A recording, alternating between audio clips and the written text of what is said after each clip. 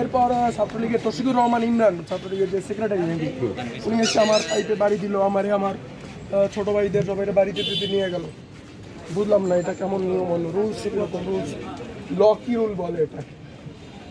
আমরা তো ছাত্রদের আন্দোলন করতেছি, কারণ কোনো দল বা গোষ্ঠীর বিরুদ্ধে করতেছি না। কয়জনকে মারছে? যে কয়জন পাইছিল তারা আমার গায়ে হাত দিছে, আমার ছোট ভাইদের গায়ে হাত দিছে। কি দিয়ে মারছে? কি দিয়ে? পাইপ দিয়ে। আচ্ছা, কুলাঙ্গার না হইলে মারে কিভাবে? আপনারা এতগুলো লোক কুলাঙ্গারের মতো মারতেছে, পুলিশ কোনো কথা বলতেছে, এটা কি কোনো হঠাৎ করে পাইপ দিয়ে মারতেছে, এটা কি দেশটা কি ভাইসে গেছে? আপনারা নামাজ পড়ে বের হচ্ছিলেন?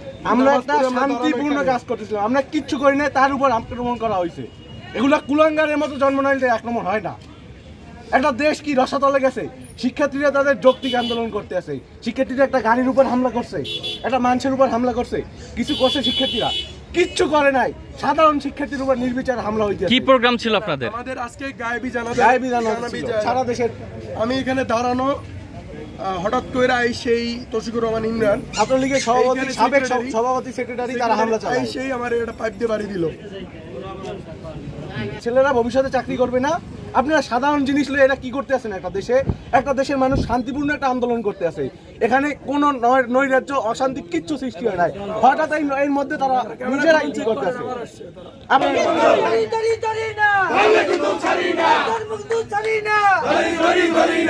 আজকে জুমা নামাজের পরে এখানে কোনো সাধারণ শিক্ষার্থী ছিল না, আমাদের ভাই, আমাদের বন্ধু বিএনপি জামাত এইটার ভিতরে ঢুইকা সরকার বিরোধী চক্রান্ত করতে চায়। এখানে কোনো সাধারণ শিক্ষার্থী ছিল না এবং সাধারণ শিক্ষার্থীদের জন্য মাননীয় প্রধানমন্ত্রী তাদেরকে অপেক্ষা করতে বলছেন এবং আমরাও তাদের পক্ষে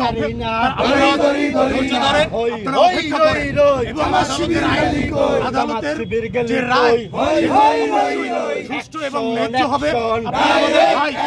আমাদের সহযোদ্ধা, আপনারা আমাদের বন্ধু, আপনাদের কাছে আমরা অনুরোধ করি আপনারা অবশ্যই ধৈর্য ধরবেন, কারণ এই দেশের প্রধানমন্ত্রী ছাত্র সমাজের শেষ ভরসা মাননীয় প্রধানমন্ত্রী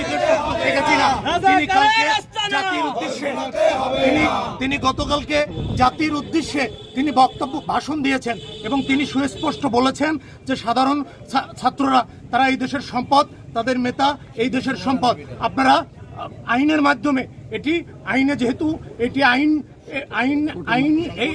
কোর্টে চলমান, এটি অবশ্যই আইন রায় দেবে। আপনারা সেই পর্যন্ত, আপনারা আমাদের ভাই, আপনারা আমাদের সহযোদ্ধা, সেই পর্যন্ত ধৈর্য ধরবেন। কিন্তু এর ফাঁকে বিএনপি জামাতের এই যে একটি কুচক্র মহল, তারা সুযোগ নিতে চায়। আজকে সদরঘাট মসজিদে এই যে বিএনপি জামাতের যে একটি তাণ্ডব, সাধারণ মানুষ মুসল্লিরা নামাজ পড়ে বের হবে, আমরাও নামাজ পড়ে বের হয়েছি, কিন্তু তাদের যে এই উচ্ছৃঙ্খলা, তাদের যে এই নৈরাজ্যকতা, তাদের যে এই রাষ্ট্রবিরোধী, এই দেশের সম্পদ নষ্ট করার নৈরাজ্যতার প্রতিবাদে আজকে আমরা এখানে অবস্থান করছি।